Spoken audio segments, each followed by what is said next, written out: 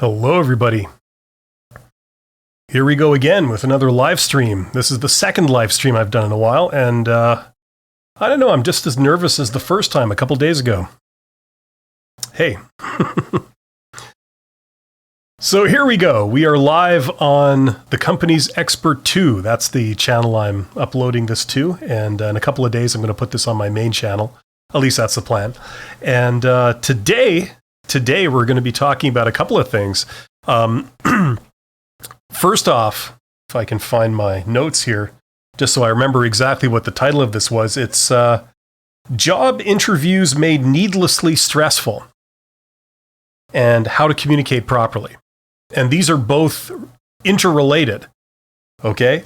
If you've ever been to a job interview and you've received what I like to call the standard treatment, which is regardless of if you get the job or not. A lot of times, you just feel unwelcome and you feel that the people on the other end are not really doing all they could do to put you at your ease, make you feel welcome, and make it a positive experience. This is something that that a lot of people have complained about. And there's many reasons for this. We're going to go into it.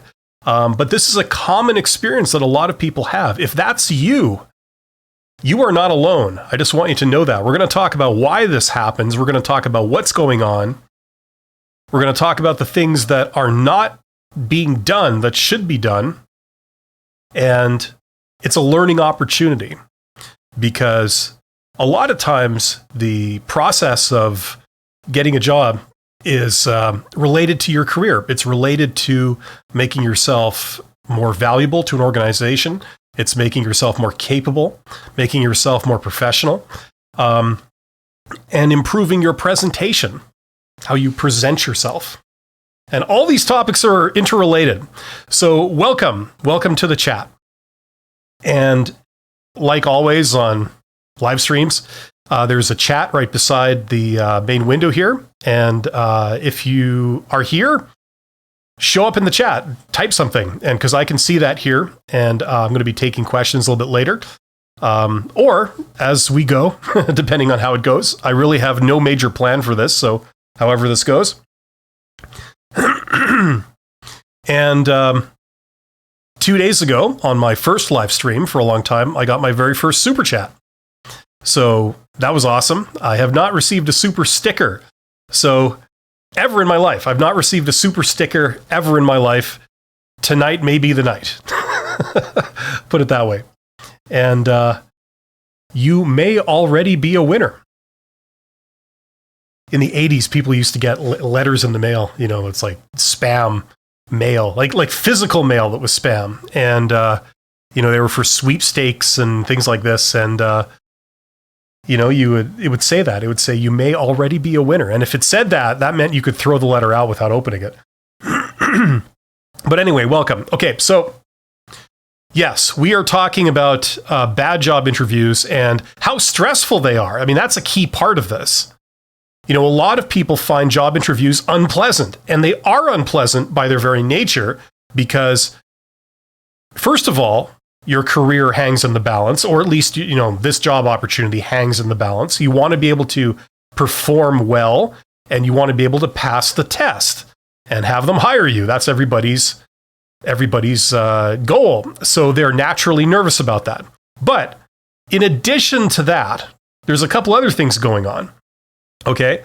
Number one, people, when they go for job interviews, generally speaking, are not at their best.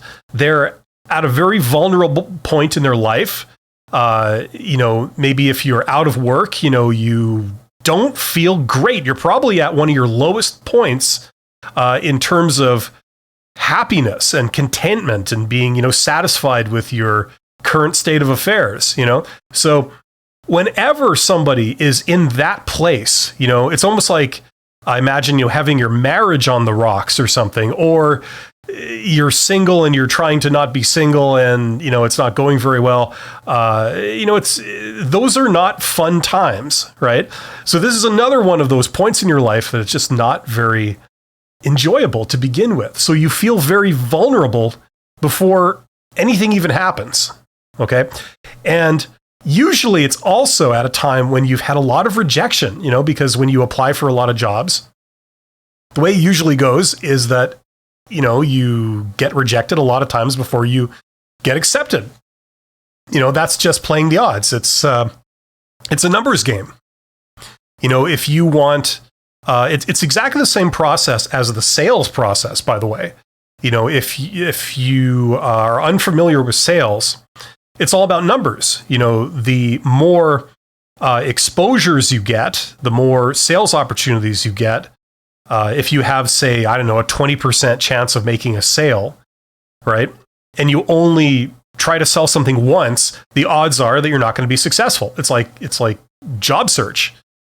The more you apply for a job, and if you have a 20% chance of being hired, if you only apply for one job, odds are it's not going to go very well. Now, if you applied for 200 jobs and you have a 20% chance of getting hired, it's practically a certainty you're going to get hired somewhere. So that's kind of what we're up against. It's a process of receiving rejection, and it's a process that requires endurance. You have to be able to tolerate that process enough to keep doing it, and tolerate the rejection. Now, some rejection is easier to take than other types of rejection. And that's one of the reasons why job interviews are so unpleasant, because the people conducting the job interview are, I don't want to say unaware of it, because I think they're aware of it. They're just not sensitive to it. They don't really care, in all honesty, and they should, because they're representing their organization. Yeah. So those are a couple of reasons why the interviews generally are stressful. Okay, they're stressful to begin with. They are then stressful because you're at a low point in your life at that moment. You need a job. And then the third reason that they're stressful is because interviewers, whether they're recruiters or hiring managers, but a lot of times I've seen this in recruiters more than hiring managers, they needlessly behave in a certain way that makes it artificially stressful for the candidate. I've seen this many times. I have, like I'm sure a lot of you guys, I have gone through that process. I've been the candidate a lot, mostly earlier in my career, but the sting is still I still remember it, how unpleasant it was. And also, I have seen it. I've observed other people go through this. And I've heard people's stories, whether they were students of mine or people on YouTube. I've heard tons of stories about this. And the experience seems to not have changed. It seems to be very poorly conducted. And this is still a thing. And for anyone that's in the middle of a job search campaign, you're currently looking for a job, this is like right at the forefront of your mind. It's the thing that makes it so unpleasant. Probably the number one thing. I mean, you tell me. If you have an opinion on this, tell me in the chat. If you think that the stress of job interviews is the most unpleasant part about job search. But I have a lot of opinions on this. I've taught recruiters in university. I've taught usually the people that take educational credentials for how to be a recruiter, they're young, they're new, they're not seasoned professionals that have had like 20 years in business. They're people that are sort of coming right out of school and they want to be a recruiter. So I cut them a little slack because it's like when you're just starting out, you don't know everything. You're not going to know everything for a long time. The best you can hope for is that you're learning. But still, it surprises me that people don't have more of an affinity for treating people with respect and conducting themselves professionally, like kind of those two things. And I see a lot of recruiters that are further along in their career and they still behave the same. They still don't know how to hold a conversation. They don't know how to deal with somebody professionally, and they don't know how to conduct an interview in such a way that the other person, semi-enjoys it, instead of feeling like getting your eyes poked out with hot pokers, as sooner that than doing a job interview. That's a lot of people's experience. It's the last thing. You'd have nightmares about having a job interview, and being and in not going well and them rejecting you. This stuff it's important, So we're going to talk about this. The first thing I want everyone to know is that if you have experiences like this, first of all, tell me about them. Okay. Secondly, this is common. This is very, very common. It's much more common than a lot of people let on, because I think a lot of people feel that, the job search process works. It's successful. Other people get hired, right? The people, that interview me, they seem to be professional, I guess. So it seems like this whole system works, but I just don't fit into it. That's a feeling that a lot of people get. And that is incorrect. You have received the wrong impression, because your experience is actually more typical than atypical. You are experiencing what most people experience. Namely, that the system doesn't really work. And it's not that you don't fit into it. It's just that it's not very good. That's what we're going to talk about today. So, okay. So just to start off, there's nobody here in the chat yet. I can see the number of people that supposedly are watching, and I can see the chat, but I haven't received any chats yet. So, hopefully the quality is fine. I looked at the last live stream that I had posted. And it was something like the first 20 minutes or 25 minutes. The live stream was 2 hours long, and the first 25 minutes, the quality was not great.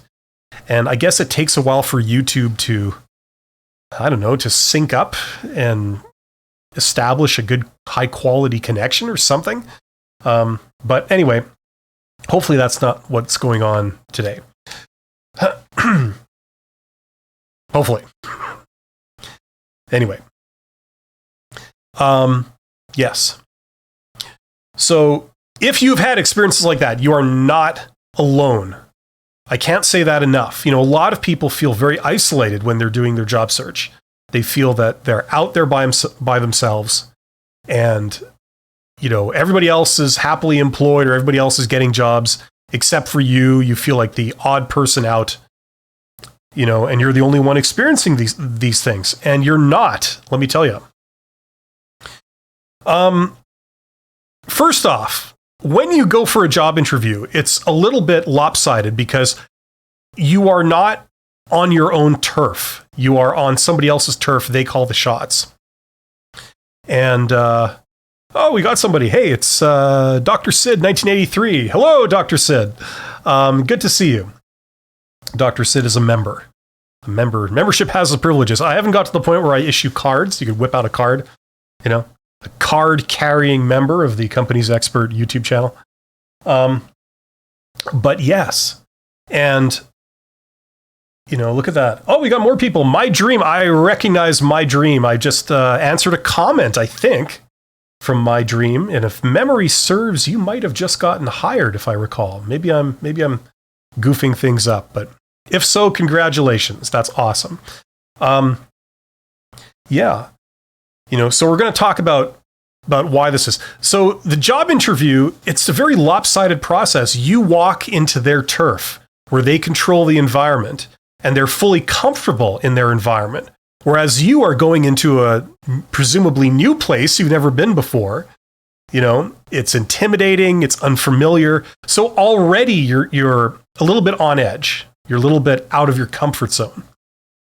This is the thing. And usually, and I'm speaking from the point of view of an executive here, an executive that one of your functions as an executive is to deal with people outside of the organization. Okay. If you're dealing with a CEO or a C-level executive or vice president, or even like the higher level sort of directors, okay, within an organization, a lot of times their job includes receiving communications from people outside the organization and then dealing with them. Okay. So whether that could be from suppliers, or it could be customers, or it could be a potential partner or a regulatory body or an association or the media, you regularly have to deal with this kind of communication and then respond. Okay. And one of the first rules of that is that you are representing your organization. So you want to be professional and you want to leave the interaction with the other party wanting to interact with you more. That's the basic, way it works, the MO. You want to represent your organization successfully. You want the other person to think highly of you as a person and your organization. And you want them to want to do business with you. Okay? That's the bottom line. So all executives, if you ever want to, maybe people watching this, maybe you've been a manager, maybe you're somebody who has ambitions to be a manager. That's a part of it. Okay. A lot of times you might contact a person in an organization and they might be lower down, and you get their number or or whatever, you contact them in some way, and their reaction will be like, what? Who's this? What? Why are you talking to me? Like, I want to talk to you. No, I don't know anything about that. Slam. Like that's a lot of times the reaction you will get talking to somebody kind of in the middle or at the bottom. And obviously I'm accepting things like customer service, but you know what I mean? Because that's not their function. Okay. Now, if you work in HR, okay, if you're somebody like a recruiter or a hiring manager, somebody who's interacting with potential candidates, job applicants, okay, you don't know who those people are. Okay, for all you know, their father owns global communications company. I mean, they could, if you annoy them, it could be bad for you. Okay. Hello to JF. JF says, love the channel. Super useful. Awesome. Thank you so much. I appreciate that. All you guys are awesome. Yeah. So you have to be on your best behavior. You have to be on. Okay. You have to make people want to deal with you, enjoy dealing with you, and represent your organization professionally. Okay.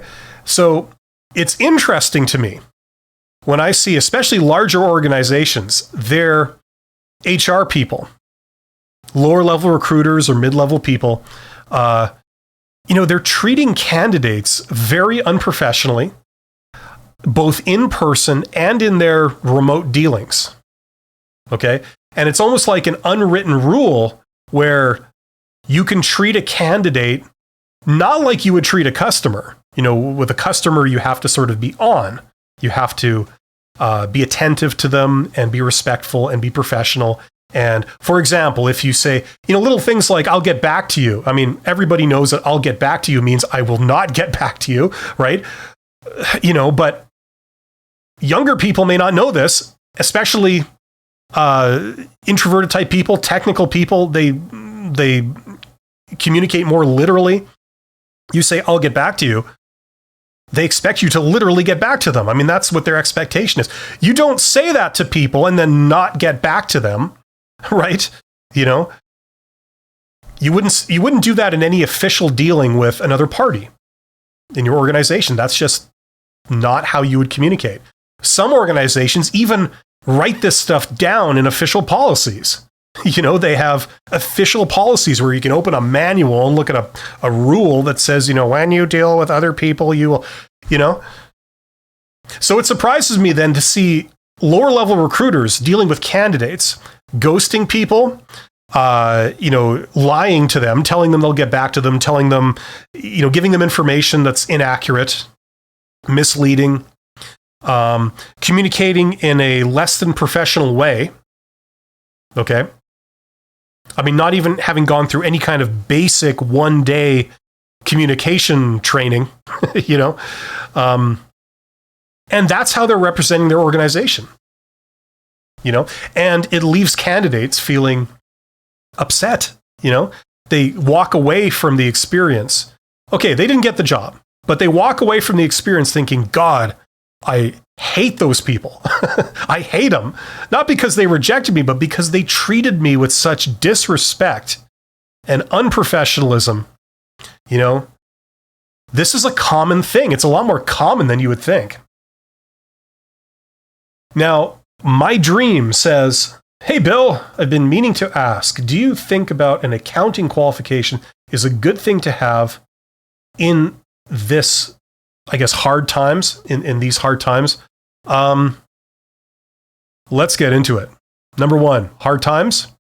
All times are hard times, really. There hasn't been a time when nobody has said, times are good.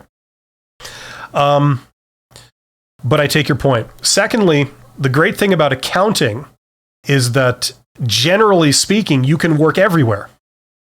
There are some professions where you have to relocate for, to practice your profession, right? Like, for example, if you were a marine biologist, you can't do that in a landlocked country that has no museums, right? You have to go somewhere where that industry is concentrated. Same with a lot of things, really. But accounting, what's good about accounting is it's versatile, because essentially every single business needs an accountant, and every single person at some point will need an accountant, if only to do their taxes. So that gives you the luxury of being able to practice your talent wherever you are in the world, pretty much. So that's one good thing about accounting. Okay, I'll say that. It depends what you want to do with it.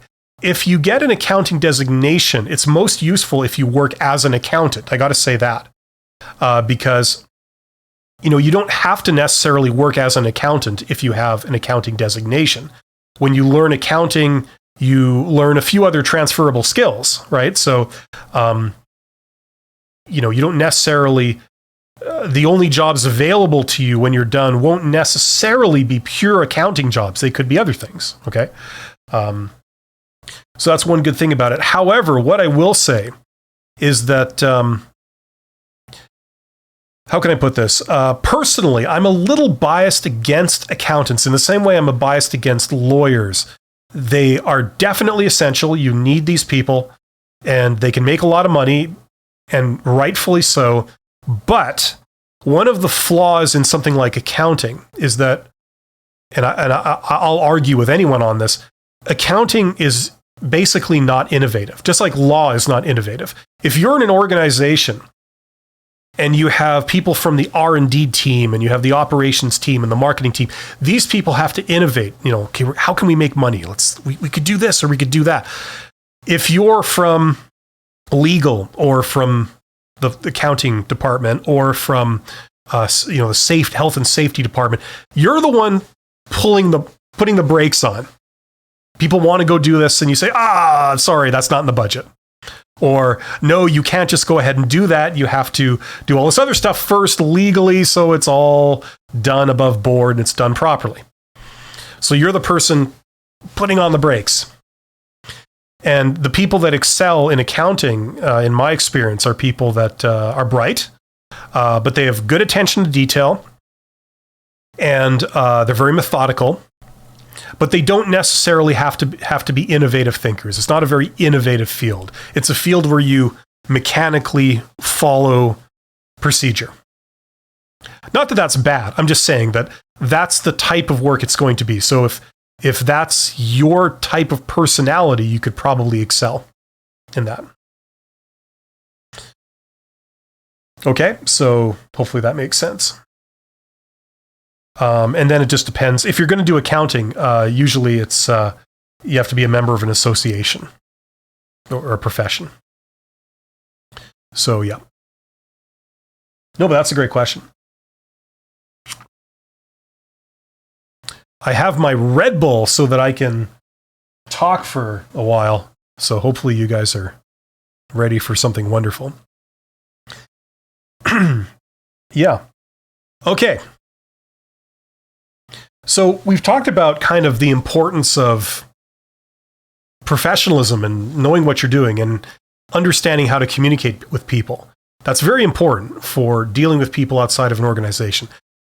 If a company hires a bunch of recruiters that are known for not really caring about people, not really dealing with people properly, it can be bad.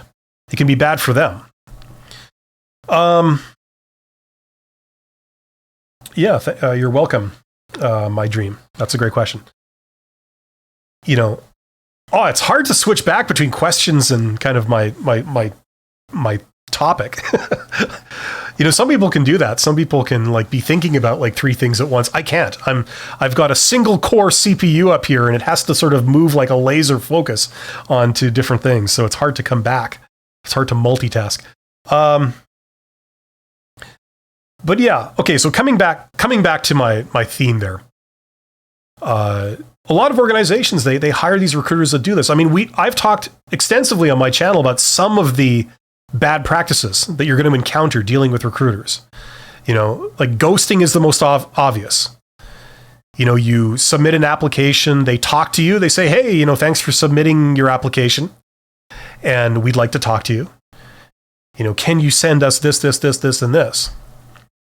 And then you say, yes, certainly. So you go and you get all this stuff ready, you send it to them, and nothing. And then when you try and contact them, nothing comes back. When you try and call them, you get a machine. You get no response to emails. I mean, is that a professional way of dealing with somebody? No, it isn't. Especially when you could just send a note saying something like, thank you very much, I appreciate you sending that to me. If your application goes any further, I will be in communication with you. Thank you very much. Or something like that. Just something like the token basic thing. And they don't do this. So is it any wonder that when you go and do an interview with them, a lot of them, A, aren't good at talking to people. And number two, they're not used to dealing with people professionally. And these show up. That's, I believe, half the reason why you get these job interview questions. Like, tell me about yourself. They're such cliches. And, I think somebody was asking a couple of days ago on a live stream, why do people keep using these questions? Why haven't they innovated and replaced them with new and better questions in the last 20 years? Part of the reason is because they use these as a crutch, because a lot of these people, in my experience, don't know how to hold a free-flowing, productive conversation with somebody that they've just met. They don't have that skill.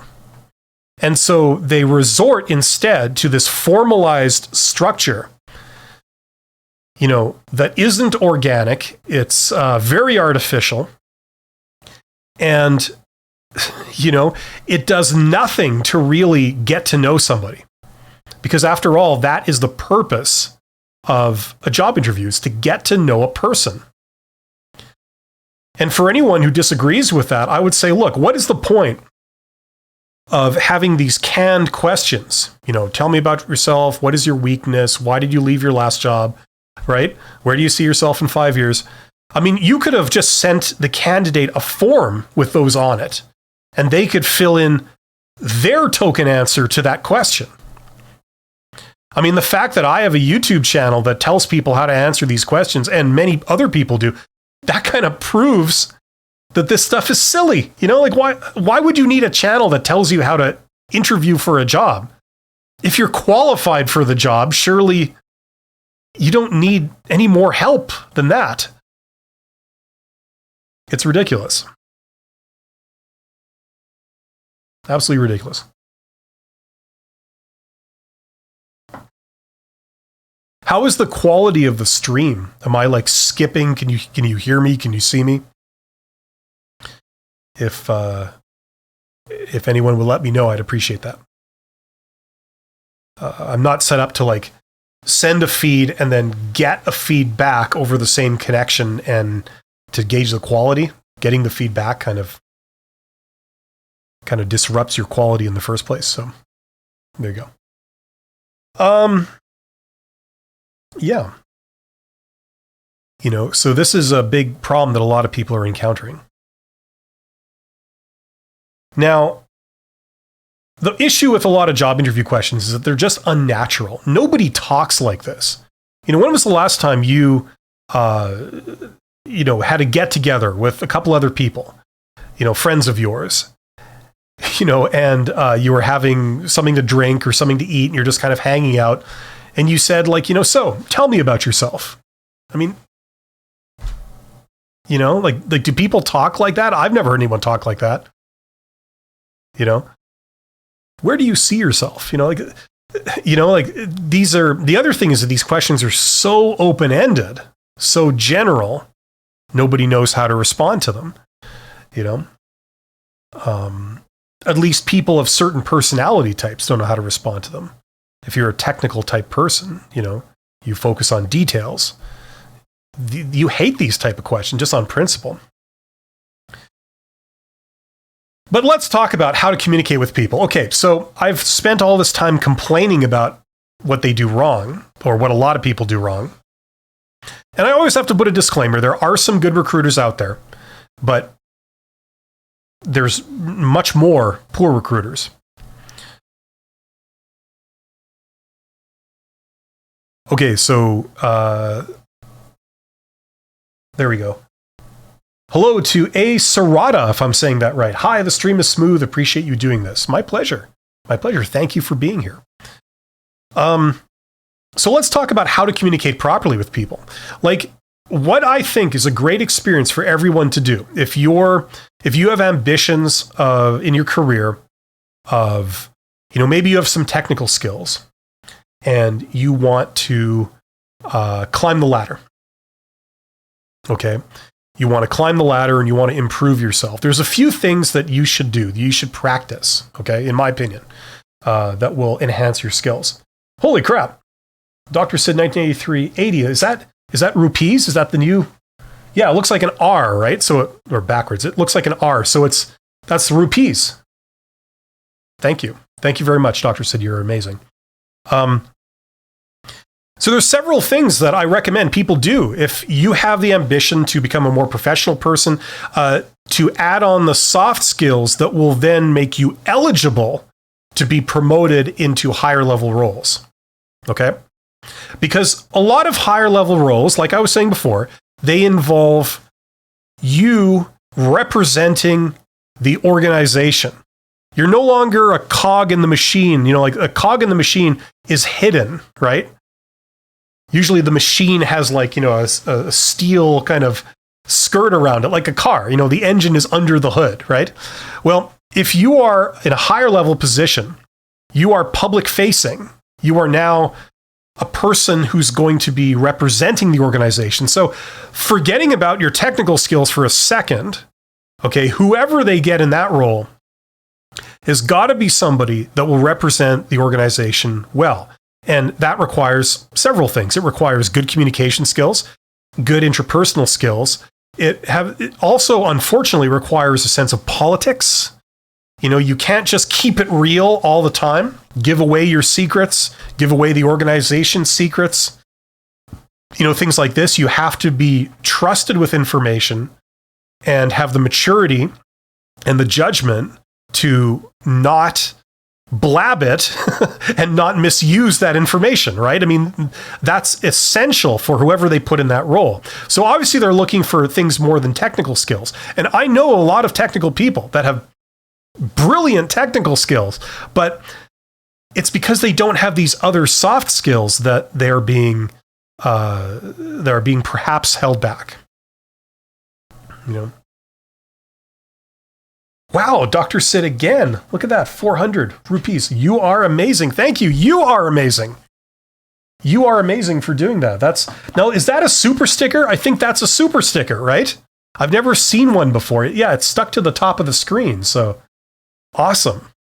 Thank you very much. Now I know. That's great. Yeah, so these are some of the things that you should tack on, in my opinion, if that's your ambition. Okay. Now, one of those basic skills is how to encounter somebody, have an interaction with them. Usually you are not familiar with them. You don't know them, but you should be able to strike up a conversation where you get useful information from them on the topic that you intend to. Okay. You can't just talk about everything and nothing. You have to get specific information from them. Okay, that's number one. Number two, they have to want to talk to you. You have to make them enjoy interacting with you so that they will interact with you more, okay? And then when the interaction is done, they are left with this feeling of, wow, that was fun. I'd like to talk to that person again. That's what, conversational skills are about. Okay. It's not just about how to say certain things and learning phrases. Okay. I mean, that's a part of it. But this is more of the human element, right? Now, this is precisely what I feel is lacking with a lot of recruiters when they do job interviews. They don't have that at all. So you don't feel like I would love to deal with them in the future when you leave the job interview. You don't get that warm, fuzzy feeling. You feel like, God, I'm glad that's over with, and I never want to see those people again. That's usually how a lot of people feel, right? So number one, they fail at that. And then number two, it wasn't a free-flowing conversation. They resort to these canned questions, and that's a problem. That's a big part of it. I'm not saying every recruiter is bad. I'm saying that there are quite a few of them out there that do this, But a big experience for a lot of people, it's something where you can practice this skill, is doing informational interviews with professionals. Okay? And it's not a job interview, it's an informational interview. You contact somebody that works in some area that you're interested in, and you set up a meeting, and you meet them, and you have a conversation with them, and you get information from them on what they do. That's an informational interview. Now, hello to Ali Hamza, if I'm saying that right. What do you think about masters in comms degrees? So comms is communication or commerce? Communication, I'll assume that is. It depends. It depends what you're going for. Like, the thing is, education has just branched into all these new areas. You can get qualifications in things that, you couldn't get qualifications in like 10 years ago, There's just an explosion of different qualifications. Now, communications, if that's what you're asking about, that's been around for a while. And traditionally, you could get that if you were going to go into things like public relations, okay? Or you're going to go into certain types of media, communication, into, beyond PR. There were things you get a communications degree for, like politics, things like that. If you're going to be a speechwriter, you're going to be a political campaign manager. There was a lot of things that sort of needed communications. It's the context in which I'm familiar with it is it's a subset of business. I have taught courses in communications, within business programs.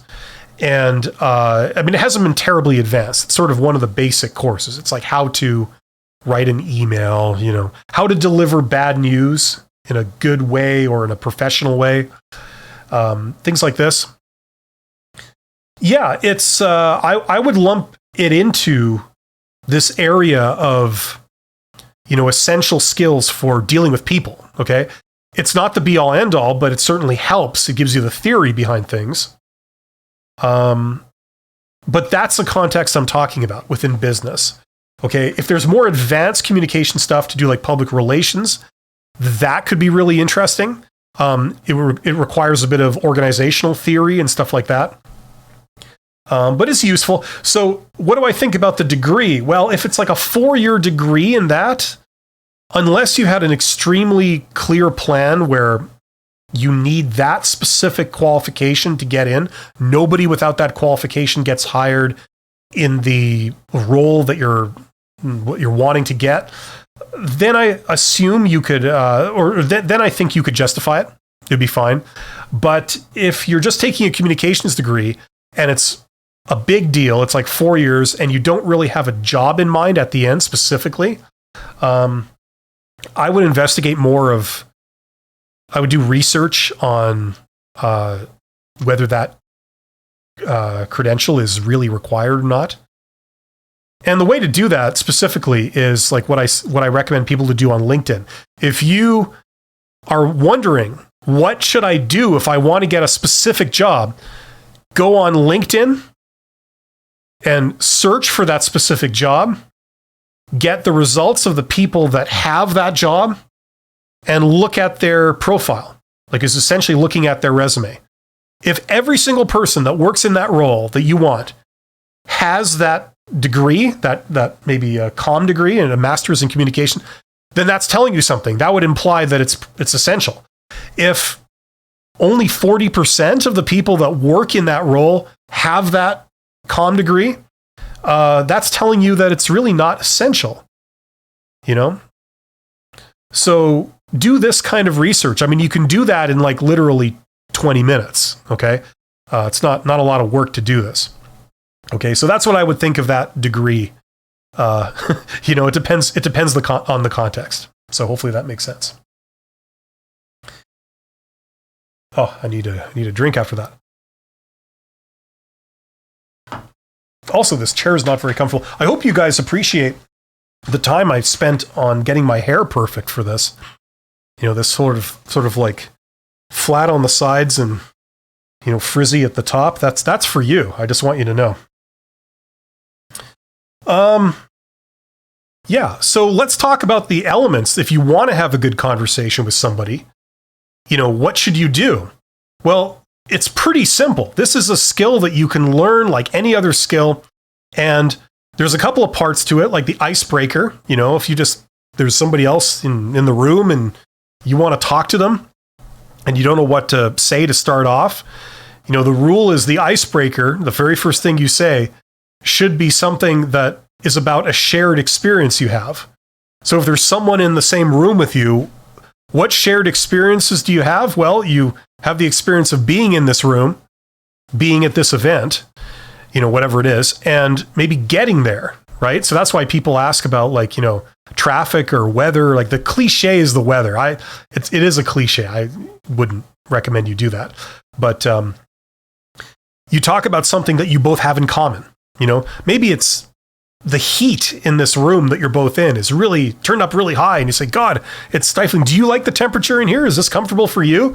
And then the other person will say, oh man, I'm finding it terrible in here. This is like 10 degrees warmer than I like it. I'm sweating like a pig, actually, if you don't mind me giving you that information, and then all of a sudden you've got a free-flowing conversation. You ask about a shared experience. And there's all kinds of people on YouTube, I think, that will give you like, specific things. Ask about their phone, ask about, pizza, ask about their favorite food, whatever. But it's about a shared experience. Okay.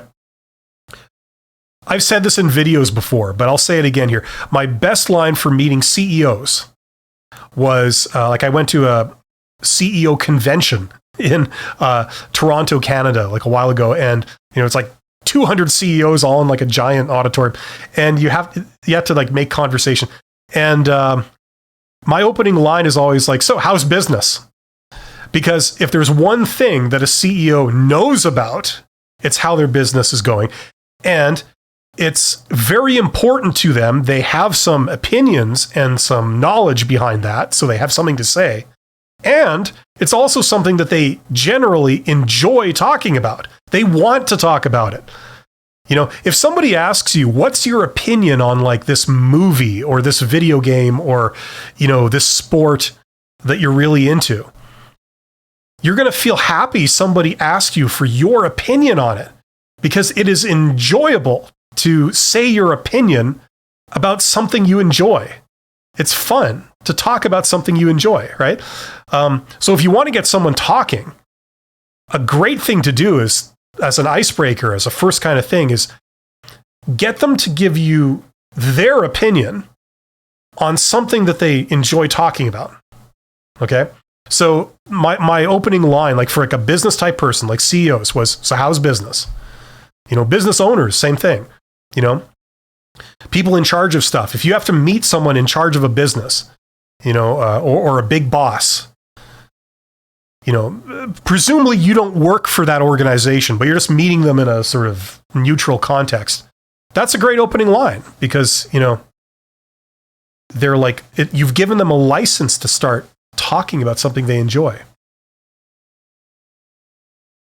So that's kind of the first thing. You notice when you go to a job interview, nobody really does that. their version of that a lot of times is some weird formal version of tell me about yourself. Please introduce yourself. Or, have a seat. Now go ahead and introduce yourself. It's like, it's just very formalized and cliched. It usually doesn't work. But if someone said like, hey, how was traffic? What did you think of the sign outside? Did you get caught in the rain? Was it easy finding a place to park, or did you have to take the bus? Or, have you been to this part of the city before? Or like any question like that involves them. You're getting them to talk about their experiences, something that maybe they have strong opinions on because they had to just arrive here. That's a great way to get somebody to start talking.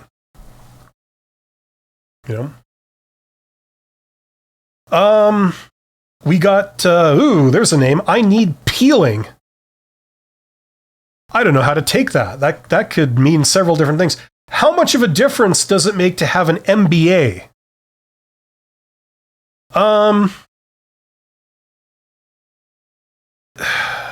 I really try and avoid saying it depends because everybody hates that answer.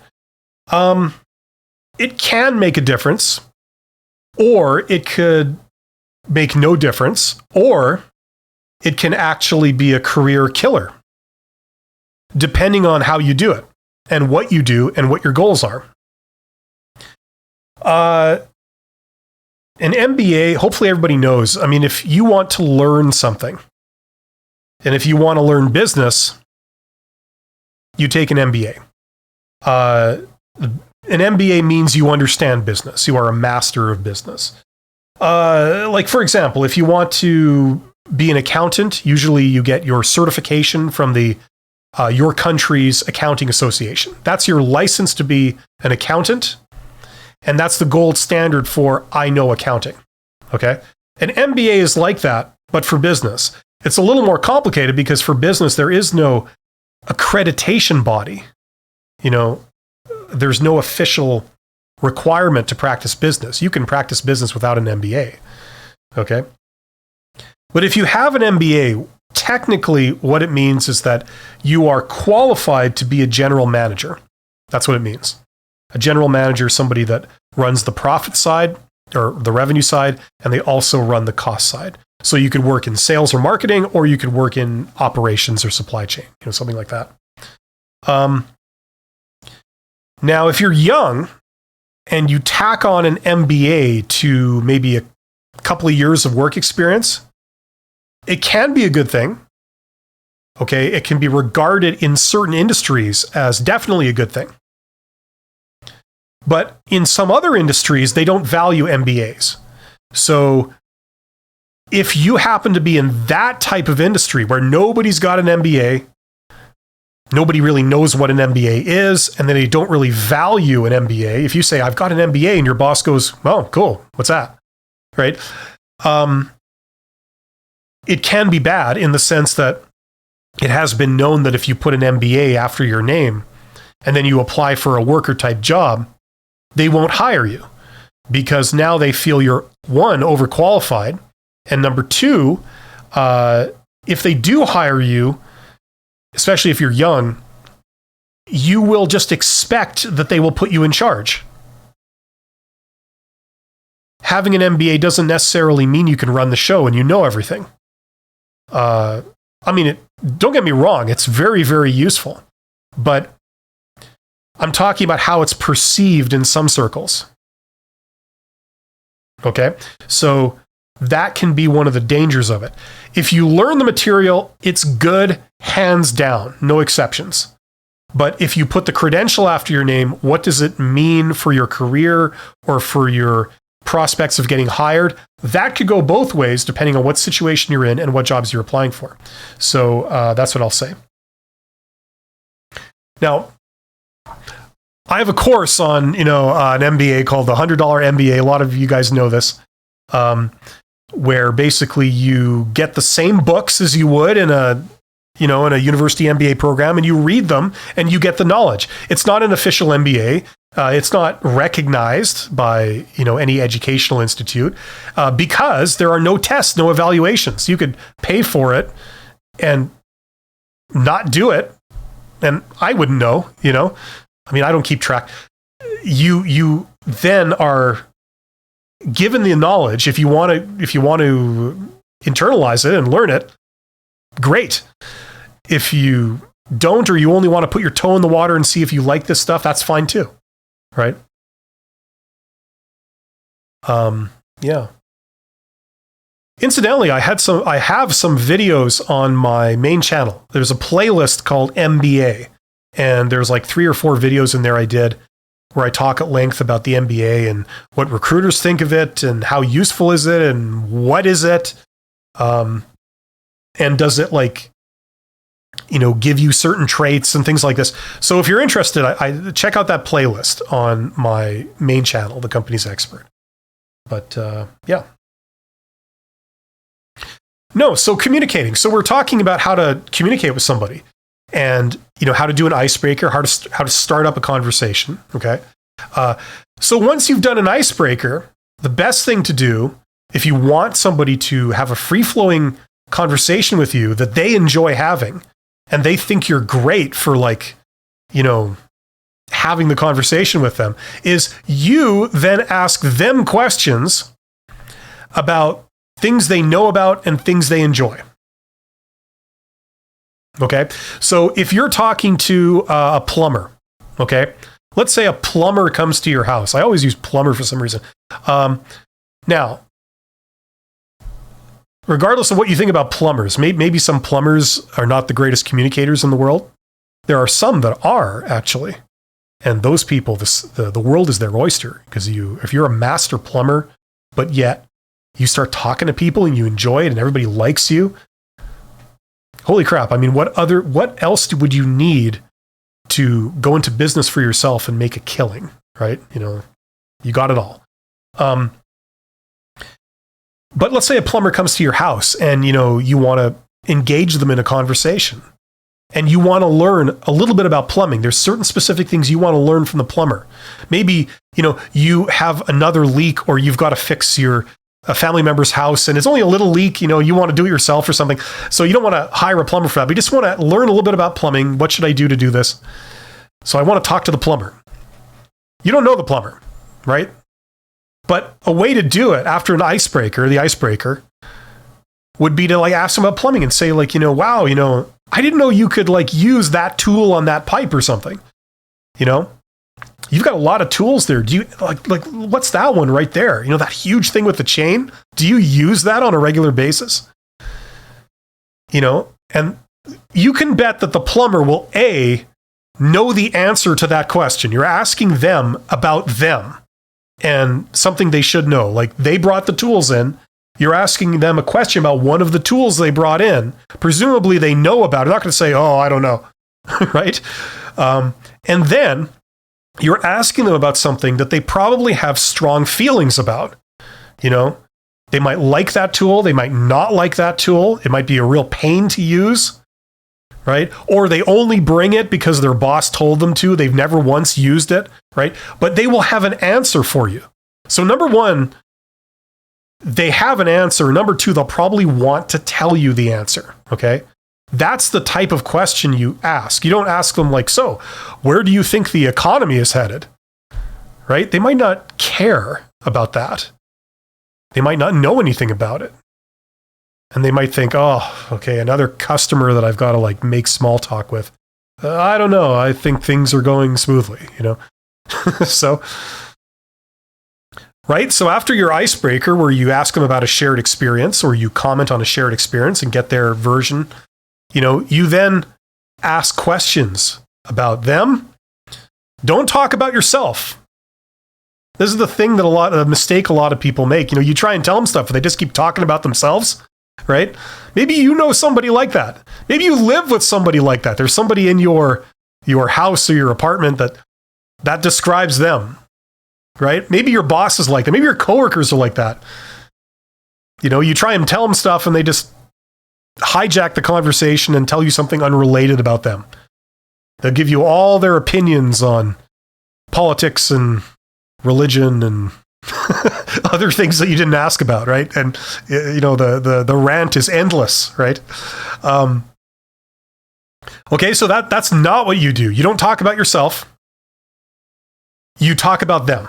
If you want to engage them in conversation, you talk about them. And you ask them questions. And you make sure you're asking them questions about something that they probably enjoy and know about. Okay, so if you're meeting a landscape architect that you've never met before, you don't know who they are.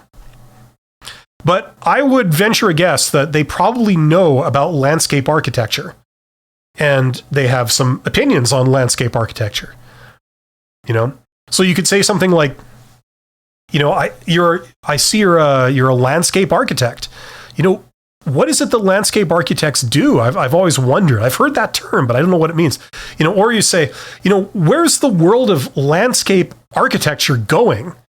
I know how architecture has changed. Building styles have changed in the last 10 years. We're kind of going from this postmodern sort of thing to like this new thing. Where's landscape architecture? Is it staying stagnant, like as it's always been, or is it kind of changing? Are there movements in it? And they will most likely have an answer to that and probably have an opinion on it too. Right? So they tell you something and you say, oh yeah, why is that? You ask a follow-up question. Really? Right? Do you find that that's the direction you want to see it go in, or do you want it to kind of come back the other way? And you just ask these follow-up questions, and then that's where you've got this conversation. Like, what am I doing? It's like a snake, right? Where the conversation just kind of flows, right? And people love being asked questions like that. How often is it in life that somebody comes up to you and says, this thing that you know about and you enjoy, what's your opinion on it? What do you think? That doesn't really happen too often, but we enjoy it when it does, right? So if you meet someone and they start doing that to you, you will enjoy talking to them. You ask them questions, you ask them follow-up questions, and you throw something out. You said, I've always thought it kind of works like this. Do you agree with that? Is that kind of what you think? Or do most people agree with that? Or, and then that prompts more conversation, right? So these are, you kind of group all of these into like conversational skills.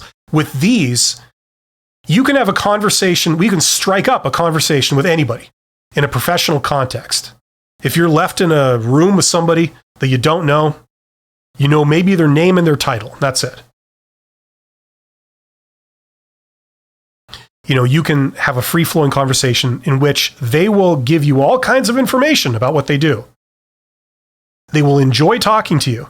And when it's done, they will want to talk to you again because they think you're awesome.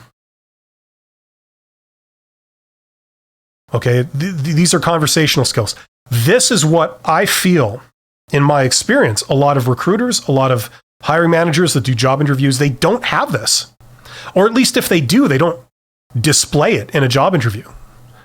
They have what I feel is kind of a lot of times the furthest thing from it. It's the opposite of that. Right? Your conversation is not free-flowing in a job interview.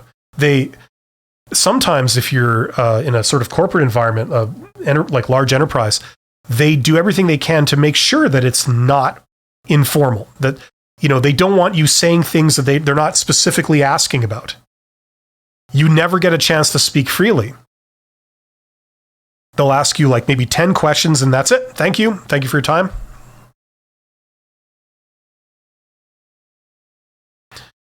Whoops. I just turned off my monitor. With a flick of my finger, I turned off my... Here we go. There we go. I can see you guys. So, yeah. So that's a big part of it.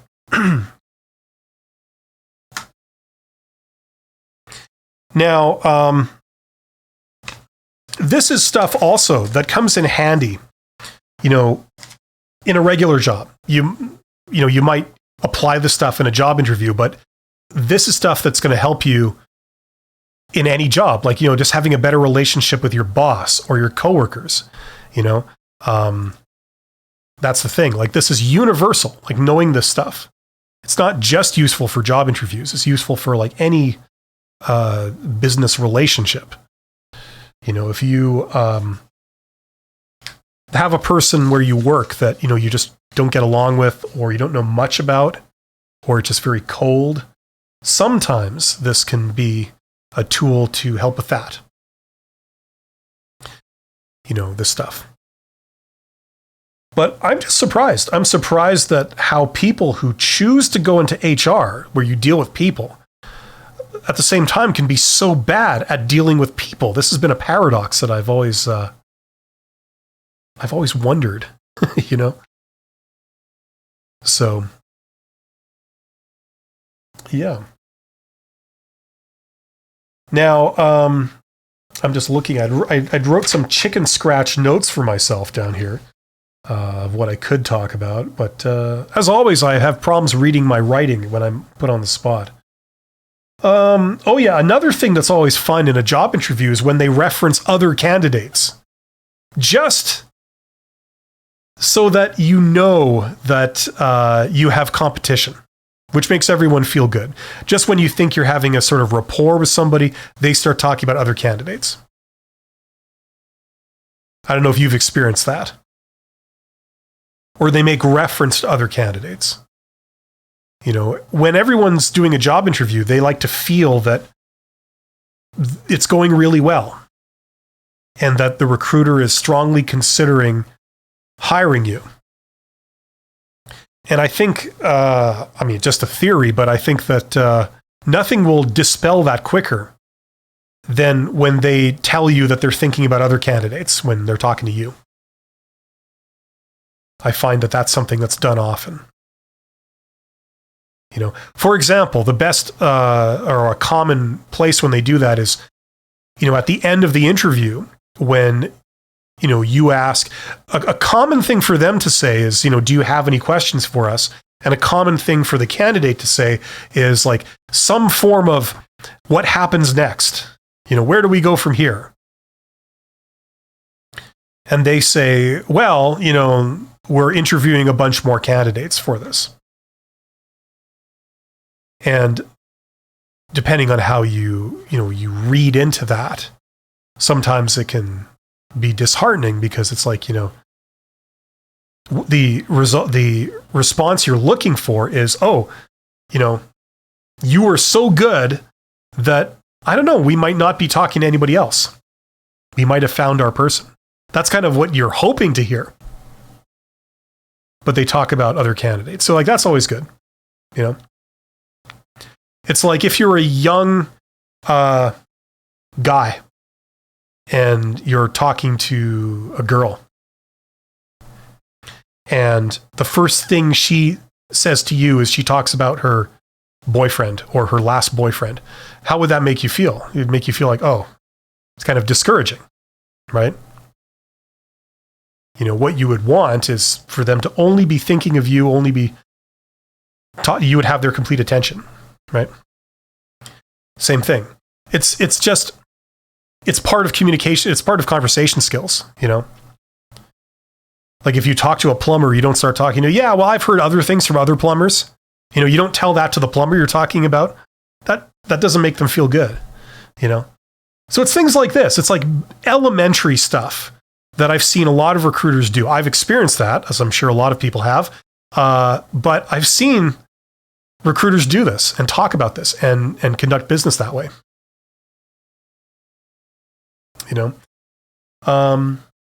Dr. Sid, 1983, says, I was asked to attend an interview. I was expecting X a month. Okay, so salary. I was told I was a good candidate and they wished to take me on board, but they can offer me X minus 10 a month. Yeah, that's a common tactic. Kind of like I was talking about last time with salary. We get into salary. It starts with the principle that, once again, when people are younger, they kind of think that the company has unlimited amount of money and they will be happy to pay you for what you're worth. And also, they will just want to make you happy and give you enough money to satisfy you. Dr. Sid goes on. He says, they made another candidate sit next to me, and he was told that I am a better candidate than him. Oh, that's good. And we are offering him X minus 10. We will offer you X minus 20. Well, look, without knowing the context, if somebody told me that, I just assume that that's one of their negotiation tactics. Because they're going to try and convince you things like money is tight. They're going to try and convince you that this low amount of money is reasonable for pay. They're going to convince you of all this stuff. You basically just have to ignore it, okay? If they haven't made you a job offer, then it's irrelevant. You know, like, you can say whatever you want, and they can say whatever they want to you, and they're going to say whatever they want, whatever they feel will result in you accepting a lower amount of money, because that is their goal. Where I was going before was, my point is that organizations, they want to hire people while simultaneously spending as little as possible. Now, that sounds bad when you say it, but when you think about it, it's how we all behave when we go to the store, when we're buying food or, whatever. If you can get this, a can of baked beans, if you're into that kind of thing, or no, something more eco-friendly, a can of spinach, okay? Everybody loves spinach. It's like the whole Popeye thing. If you were born in 1920, like I was, you could get the can of spinach from one place for a certain amount of money, but then you find the same can of spinach, same product, in another store on sale for half the price. Well, you regard that as a good thing, and you go and you buy the can of spinach at the other store for half price, right? You get the same result for half the cost, right? That's exactly how HR thinks of their hiring costs, their manpower costs. So that's what they're looking for, and they will try to haggle you down so you accept a lower amount of money. And everything they say at this stage is usually a complete fabrication. It's a lie. None of it's true.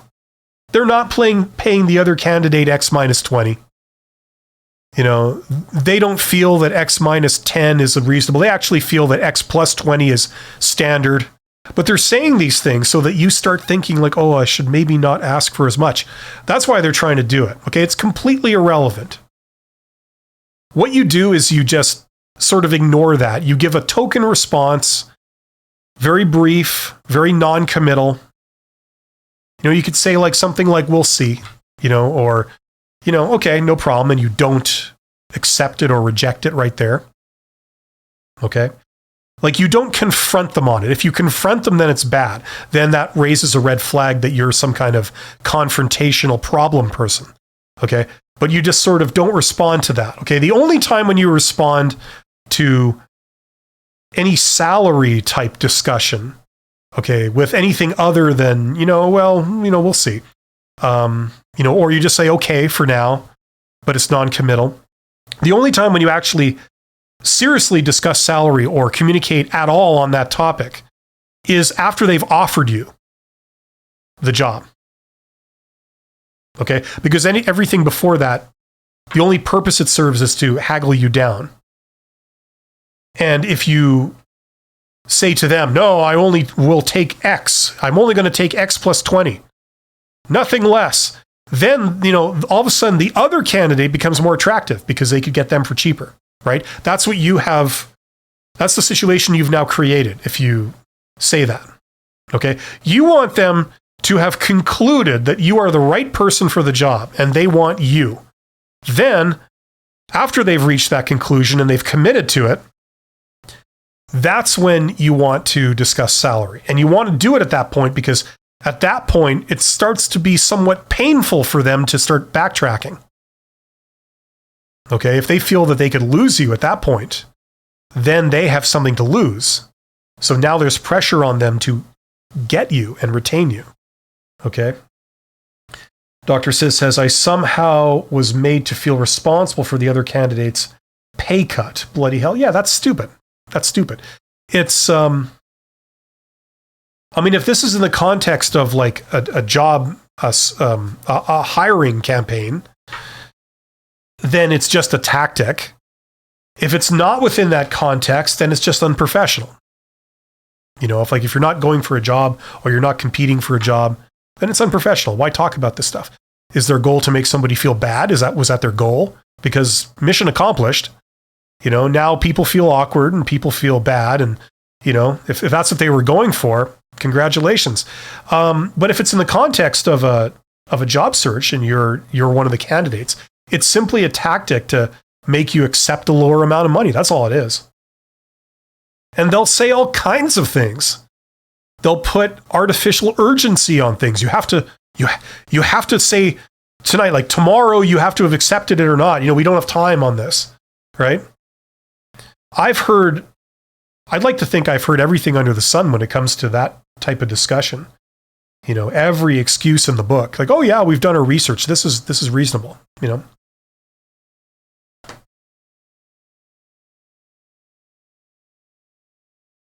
So yeah. I mean, the other part of salary is that a lot of people think that salary is sort of given based on what someone deserves. Unfortunately, it doesn't work that way. Maybe it works that way. Possibly in government. I don't know. Or maybe even education to a degree. Those are kind of artificial environments. But in any private company, it doesn't work that way at all. They only pay out money if it's unavoidable. This is a problem with somebody being in a job and asking for a raise. Because they've already got you for a lower amount of money. Now, if you say, well, I'm prepared to leave over this, then prepare for your bluff to be called. And I've seen where companies will do that to an employee. Not me, I haven't been in this situation, but I've seen other people where they say, I need more money. Look, I just simply need more money. This is for the work I'm doing. I need more. And I know that you can pay me more, so I need you to pay me more. And they say, no, we're not going to. And they say, okay, well, I'm leaving. And then they actually leave. And then the organization says, okay, wait. Like a week after they've left or 2 days after they've left, they call them at home. Okay, come back. We'll give you your money. Right? The company had the money all the while, all the time. But the reason that they didn't just pay it out is because they don't want to, It's like if you employed somebody, let's say you were moving, your lodging, like you moved from one apartment to another apartment or one house to another house, and you needed to hire somebody to help you move. Right? Now, first of all, you want someone trustworthy that you feel can do it, blah, blah, blah. But then, you have to determine how much you're going to pay them. Right? And, let's say you've done some research and you've found that movers make X amount of money and this person is asking for X plus 10, and you're like, okay, well, I'll pay you. Let's say, money is tight for you. You say, well, I'll pay you X. I mean, that's the standard rate for movers. Hopefully that's fine, And they say, no, I'd like to have X plus 10, and you suspect that they're just sort of seeing how much they can get. But you also suspect that they need this job. So the problem is that if you pay them more money, it comes out of your pocket. Like, you're not a company. You're a person who's moving apartments, right? And you have a certain amount of money to pay all your, stuff to live, right? Rent and food and everything. And the amount of money that you pay them, it directly comes out of your pocket. So you have an incentive to want to not pay any more than you have to, right? That's how it works with organizations, It's not about what you deserve. A lot of people, I've heard a lot of comments from a lot of people that they work in a job for X number of years and then they just expect to be paid more. And I know how they come to this conclusion. I've taught compensation courses, where you have pay grades and over time you rise from the lower part of the pay range to the upper part. And there's reasons behind that, but they just expect that they're going to get paid more. And if you think about this from the point of view of somebody who owns the company, it's like, why would I pay you more? You're already doing the job for the amount of money you are now. Why do you all of a sudden need more? And I could hire somebody else that would be happy with that pay, that hasn't been here 20 years, and they would be okay. I just don't see it why I should pay you more. Like that's what you're up against. Okay. So the thing that forces a company's hand is when it's painful for them. So something that's painful is you leaving. Something that's painful is, the quality of your work suffering, although that might not be seen as bad in certain larger organizations. This is what forces a company's hand. Like if you have an alternate job offer in your hand that says, okay, I've got a competing offer from a company that's going to pay me X plus 30, to go and do that job. I would like to stay here, but I have this. Can you match it? And let's say they think highly of you. That may force their hand. Now, mental note, don't show them the offer, okay? Because they can sabotage it. The idea is that you now have 2 job offers. You have more than one option.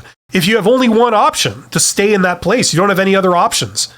I guess unemployment is an option, but apart from that, you have no other options.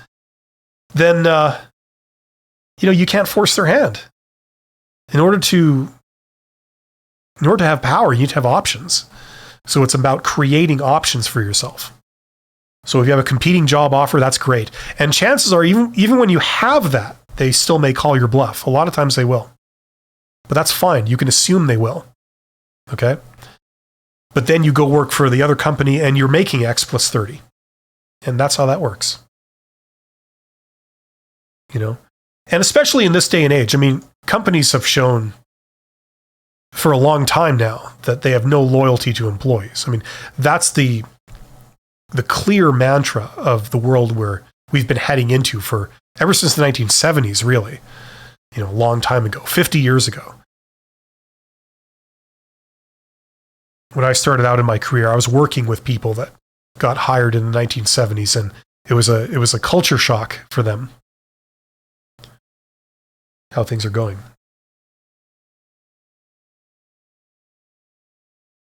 Anyway, I want to thank everyone for the questions that you guys have been sending in. This has been great. I really appreciate that. It also gives me something to talk about. And hopefully this has been somewhat interesting, hearing me just ramble on about things. But hopefully I've covered the topic. I ended up talking about salary, but, needlessly stressful job interviews, it's, hopefully I covered that. If that's what you're feeling, you're not alone, and it's bad. And the way to break that deadlock is not to have these kind of interviews. And you guys will know, longtime listeners and viewers of my channel, you'll know what my solution is. It's the hidden job market, where you don't have to deal with this stuff. You're dealing with people that know you. You've made yourself known to many people, and now you're capitalizing on that. Because one of these people that you've made yourself known to, now there might be a job at the end of it. So you go and talk to them. You have an informational interview. You have these kind of exchanges that we've talked about.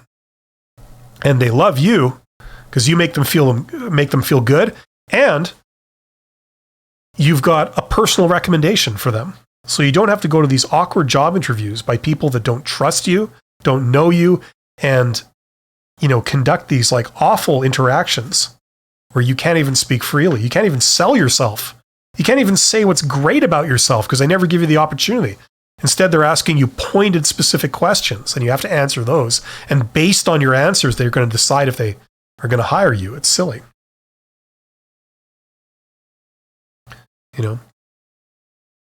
But the best exercise, okay, to understand what to do in a job interview is to put yourself in the shoes of an interviewer. Okay, that example I was saying a moment ago of you hiring someone to help you move apartments. Okay, the person that you select that's going to work for you, you're going to have to trust them with your stuff. right? It's important that you select the right person, okay? Because they're going to be moving your stuff. You never know. They could be a criminal. They could just steal it all, right? If you pick the wrong person. So ask yourself, if you're interviewing a bunch of strangers to help you move your stuff, what things would you need to see or you need to know about them for you to trust them enough to pay them money to do this? Okay? That can help you sort of understand what recruiters are trying to do in their own primitive way a lot of times. You know, and if you don't know what I mean, maybe this is an exercise you should try and do. Like, you know, if you can afford to part with $100 or equivalent, you know, just some small amount of money, you know, if you have the luxury of being able to do this, if you've never done this before in your life, go out and hire somebody just to like do some small thing, you know, for you to repaint the front of your house if you have a house or whatever, you know, at some point in your life, like if you do that to assist you with some project, you know, to like, for example, if you have to build a fence or something, you can hire some people to come and like operate the drill to drill the holes. I don't know, just something. If you're a musician, like hire another musician to play a gig with you or something, you know, like just something, right? You know, $100, you do this one show, we're going to play 5 songs, you know, I just need a backup person, you know, like whatever, right? You will get this experience of like, okay, I now am in the shoes of a recruiter. I now understand what it feels like to be them or a hiring manager. I'm trying to hire someone that I got to work with. And if they screw up, it screws me up. It screws up my job. And also people will think my judgment is off if I pick the wildly wrong person. So I know that's kind of stretching it a bit, but if you have the opportunity to do this once in your life, that will give you so much insight into what's actually going on in the job interview. You've seen someone's resume. Now you want to try and get to know them. See if they're the type of person that you could work with and that would be responsible, would be professional, would be trustworthy, basically. And there you go. So I want to end by saying one last thing. Communication skills, like we talked about in this video, how to have a conversation, things like this, how to represent an organization. We were talking about this kind of stuff. Most problems with relationships, okay, like, you know, between you and your boss, you and a coworker, you and a recruiter, okay, any type of professional relationship between two people, the blanket solution, and this is a great answer in a job interview if they ask you this question, how would you solve this problem? Okay, any kind of issue with a relationship, the blanket answer is communication. Okay, so let's say you had a conflict with a coworker, you had a conflict with a superior, you had a conflict with a subordinate. How would you resolve that conflict? Anytime they ask you this question, okay, the answer is always, I would communicate with them. I would have a one-on-one meeting with them in private. I would sort of clear my schedule and I would like take this seriously. I'd prioritize it. And I would communicate. I would say, let's talk about it, you know, and I would get their side of the story. I would just listen. And I would try and empathize with them and try and see the issue from their perspective. And once I achieve that, we're halfway towards a solution. Okay? That's the blanket answer for resolving any type of conflict. I mean, that's true to life. I mean, it's not just work relationships. If you're having, I mean, I'm not a marriage counselor or anything, but I mean, if you had problems in a marriage, I guess, or a relationship, you know, not talking to each other is usually the thing that's not going to help. Okay. If there's an issue, you want to address it. You want to understand it. You want to be sympathetic to it. You want to try and be empathetic if you can. And then you just work it out, right?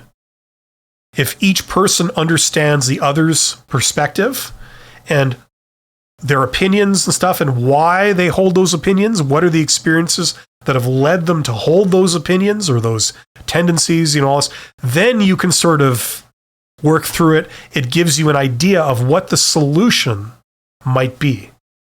Okay? Peace on Earth says, thanks much, the company's expert. You can just call me the. We don't have to be so formal. But yeah, thank you. Peace. Peace out. Yeah. Right? So this is a great thing about communication. They resolve a lot of relationships. And why are job interviews so unpleasant? Because the communication is bad. Right there. There you have it. The more you learn about communication, the more you invest in yourself, you learn how to have conversational skills, you learn how to relate with other people, how to interact with them. You will come out on top. You will have more positive interactions with people, and it will also help your career. Because higher level positions, they require those skills as part of the job. Technical skills is not enough. You also need to present yourself properly, having manners, looking professional. I don't know why I did this to me. I look like I just woke up, but I threw on a shirt. But, that's also part of it. That's a small part of it. So that's what I'll say. So I want to thank everybody who's been here. You guys have been great. Thank you for the questions and comments. It's really flattering to know that people are actually interested enough to watch this unstructured ramble of mine. And I got my first super sticker. So thank you very much to everybody for everything. You guys are awesome. Thank you so much. I will be taking this stream and I will be posting it as a video on my main channel in a couple of days. Usually, I think Thursday. Thursday is when I traditionally do a video being posted. So that's when this will go up. So thank you so much. You guys are awesome. Don't forget all the usual stuff. I have 2 courses, the Get Hired course and the $100 MBA course. If you're trying to get a job, but you've reached some kind of deadlock, the Get Hired course is meant for you to show you what to do. And there's multiple techniques of various ways to discover jobs and then to get those jobs. So check that out. The link is in the description box. Same with the $100 MBA. If you're interested in getting an MBA, but you don't want to shell out 4 or 5 figures for an MBA, I have an option where you literally learn the same material from the same sources that you would do in a brick and mortar university in a Master's of Business Administration program. But you can do it from home, at your own pace, at your own convenience, and there's no tests or assignments. Okay? It's not accredited, but you learn the same knowledge and the same material. So if that's of any interest to you, the link is below, the $100 MBA. I'm also on Patreon if you're into that, or you can join as a member, like my good friend Dr. Sid 1983, where you get an extra video every week, if that's something that's of interest to you. So there you go. Thank you so much. You guys are awesome.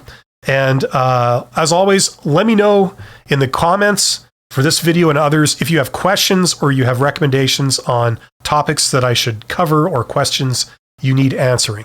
Thanks so much, and I will see you guys on the next one. Take care.